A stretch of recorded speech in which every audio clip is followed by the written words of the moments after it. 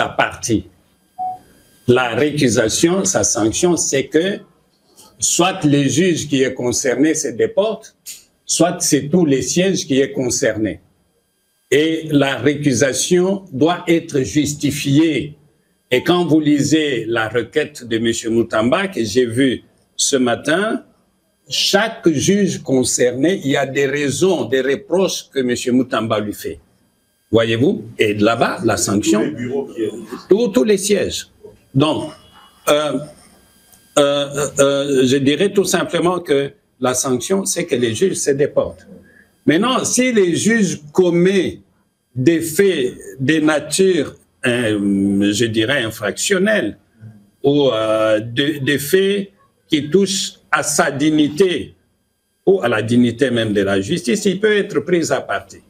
Et la prise à partie, ça veut dire que les juges pourraient risquer soit une sanction disciplinaire, soit une sanction pénale.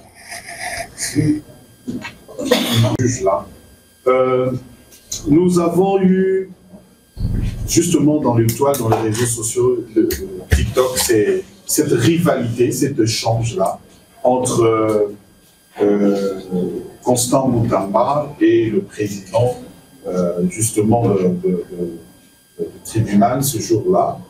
Une question au niveau de la population. Après avoir recusé et avoir vécu ce cinéma-là dans les réseaux sociaux, est-ce qu'il y a des sanctions que prévoit la loi en rapport avec des juges impartiaux, comme nous le voyons maintenant? Voilà. Très bien. Et la prise à partie. La récusation, sa sanction, c'est que soit le juge qui est concerné se déporte, soit c'est tous les sièges qui est concerné. Et la récusation doit être justifiée. Et quand vous lisez la requête de M. Moutamba, que j'ai vue ce matin, chaque juge concerné, il y a des raisons, des reproches que M. Moutamba lui fait.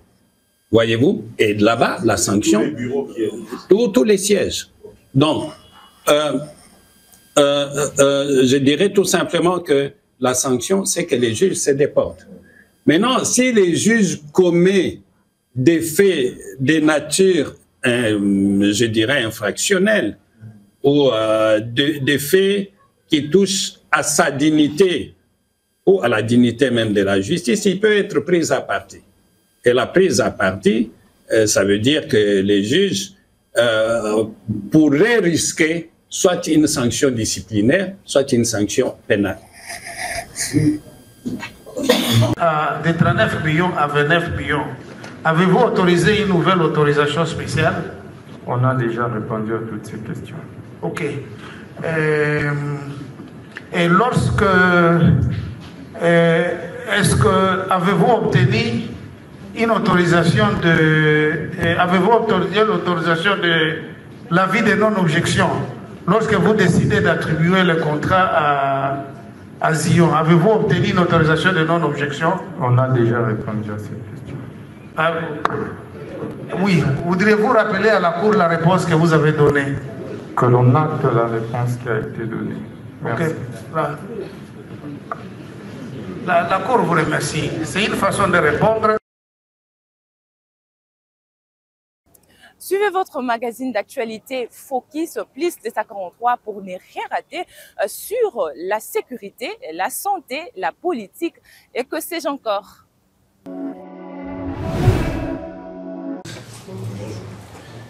Je voudrais, au nom de l'Association africaine de défense des droits de l'homme, ASADO, vous remercier, mesdames et messieurs, d'avoir accepté de prendre part à cette conférence de presse qui va porter principalement sur le procès qui concerne M.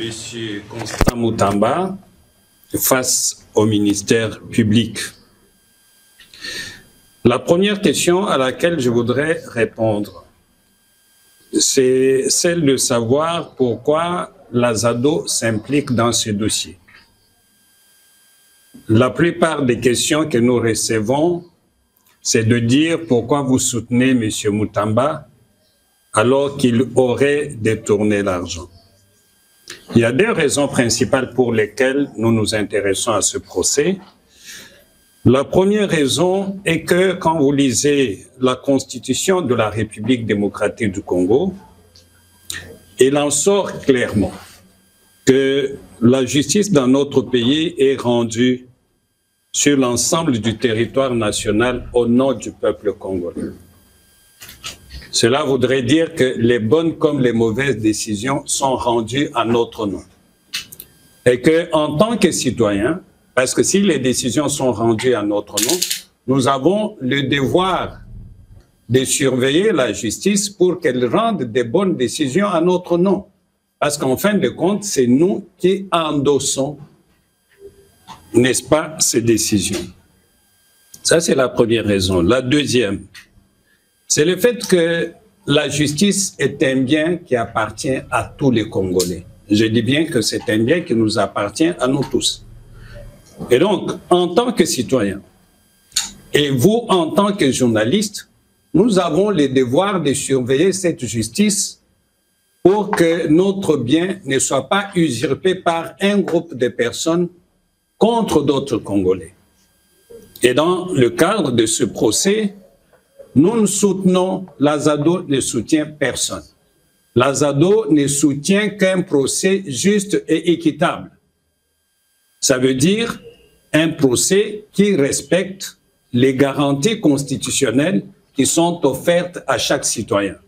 Et si ces garanties ne sont pas respectées, nous serons vent debout contre les institutions judiciaires qui sont intéressées par cette affaire. Et c'est pour ça que nous avons voulu rendre public notre communiqué de presse qui a été rendu public depuis le 2 août, mais que nous avons voulu partager avec la presse ce matin. C'est le communiqué de presse numéro 011/Assado/2025. dont le titre est « Le procès Mutamba, l'Azado s'inquiète ». L'Association africaine de défense des droits de l'homme, Assado en sigle, alerte sur la violation des principes d'un procès juste et équitable dans l'affaire qui oppose M. Constant Mutamba au ministère public sous RP 22 CR devant la Cour de cassation. Plusieurs irrégularités ont marqué cette affaire depuis la première audience. À l'audience du 9 juillet 2025, les avocats de la défense réclament la non-saisine de la Cour du fait que M. Mutamba a été notifié de la date d'audience à la requête du greffier en chef de la Cour de cassation, en lieu et place du ministère public, comme l'exige l'article 54 de la procédure pénale. La Cour de cassation a passé outre cette irrégularité et s'est déclarée saisie en violation de la loi. À l'audience du 13 juillet 2025, les avocats de M. Mutamba ont soulevé plusieurs moyens tendant à obtenir de la Cour de cassation qu'elle déclare nulle toute la procédure engagée du fait de la violation systématique de la Constitution et des lois du pays dans les processus d'adoption des 2 résolutions de l'Assemblée nationale, en ce que M. Mutamba n'a pas été invité à présenter ses moyens de défense dans un délai raisonnable, comme le recommande l'article 19 de la Constitution. Et en outre, l'adoption des résolutions autorisant l'instruction à sa charge et sa poursuite ont été adoptées par main levée et non par un bulletin secret et par appel nominal, comme recommande l'article 121 de la Constitution ainsi que le règlement intérieur de l'Assemblée nationale. La Cour de cassation a rejeté tous ces moyens par son arrêt avant dire droit rendu le 23 juillet 2025. À l'audience du 30 juillet 2025, les avocats de la défense ont rappelé, d'une part, la requête en inconstitutionnalité faite devant la Cour constitutionnelle. Tu descends dehors habillé, tu n'attires presque pas l'attention des gens. Mais sors non habillé, tu verras. S'il n'y aura pas des gens qui t'entoureraient pour voir ce qu'il ne faut pas voir. Donc c'est ça. C'est pour ça qu'il est important, n'est-ce pas, de faire en sorte que la forme soit bien faite pour que la décision plus tard soit bonne. Ne vous en faites pas, nous reviendrons avec vous ici quand les questions de fond seront abordées. Et nous y serons encore très à l'aise. Parce que nous voulons que, même si M. Moutamba a fait quelque chose de mal, mais qu'il soit puni proportionnellement, n'est-ce pas, au fait qu'il a commis. Ça, c'est important. Nous ne disons pas qu'il n'a pas fait. Nous ne disons pas qu'il a fait. Nous disons tout simplement que la justice soit faite de telle sorte qu'il soit puni proportionnellement à ce qu'il aurait fait. Mais nous alertons. C'est pour ça que nous avons dit, la ZADO s'inquiète. Ça veut dire en d'autres termes que la ZADO craint quelque chose. Merci. Mon deuxième volet, c'est-à-dire, juge là. Nous avons eu, justement dans les toiles, dans les réseaux sociaux, le TikTok, c'est cette rivalité, cet échange-là entre Constant Moutamba et le président, justement, du tribunal ce jour-là. Une question au niveau de la population. Après avoir recusé et avoir vécu ce cinéma-là dans les réseaux sociaux, est-ce qu'il y a des sanctions que prévoit la loi en rapport avec... De 39 millions à 29 millions, avez-vous autorisé une nouvelle autorisation spéciale? On a déjà répondu à toutes ces questions. Ok. Et lorsque...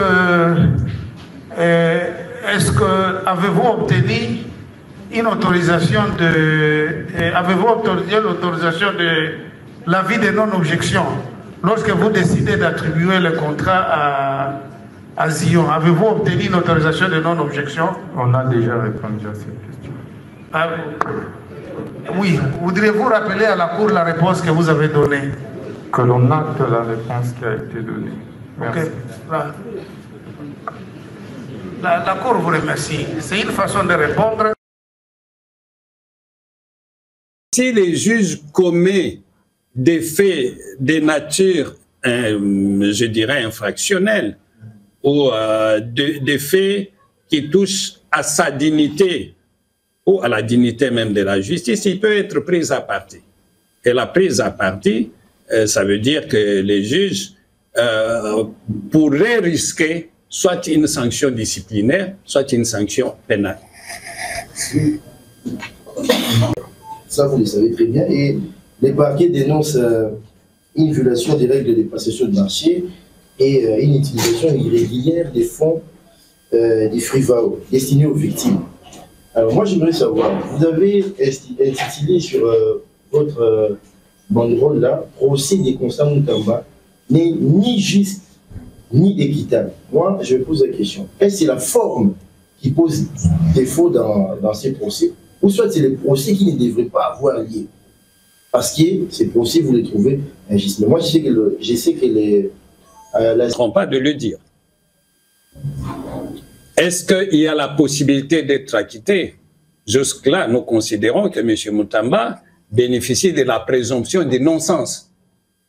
Et donc, c'est à la Cour, particulièrement au ministère public, qui doit pouvoir produire des preuves. Parce que nous, on dit en droit, c'est lui qui accuse. C'est celui qui doit produire des preuves. Il ne faudra pas que les prévenus produisent des preuves de sa non-culpabilité. Non, c'est le ministère public qui doit apporter la preuve. que les faits qu'il a amenés devant les magistrats, devant les juges, sont appuyés par de preuves irréfutables. Et donc, s'il n'arrive pas, les autres n'ont que l'obligation de pouvoir acquitter les prévenus. Mais à la manière dont on suit les débats, je sors du débat juridique, judiciaire, pour aller dans les débats dans la société. Quand vous suivez tout ce qui s'est passé autour de cette affaire, à un moment donné, il y a un doute qui s'impose. Il y a un doute.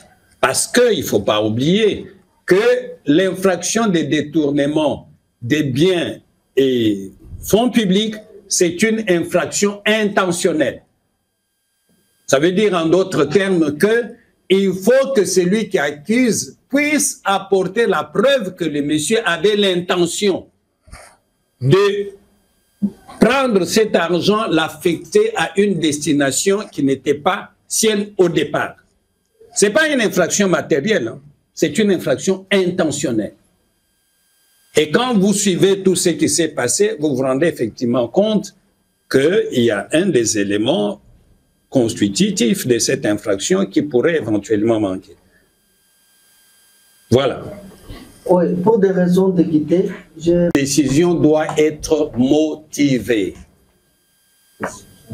C'est ça l'avantage qu'on a, que c'est vrai que nous tous, nous travaillons pour gagner notre vie. Mais n'oublions pas qu'il y a des causes qui demandent la mobilisation de tous. Parce que ce qui était arrivé à Stani Boujakera arrive aujourd'hui à M. Moutamba. Demain, à qui le tour? Peut-être c'est moi, je ne m'exclus pas, mais je prends des précautions pour ne pas être le prochain. Peut-être que ça sera à vous. On aura l'avantage de faire une autre conférence en votre faveur.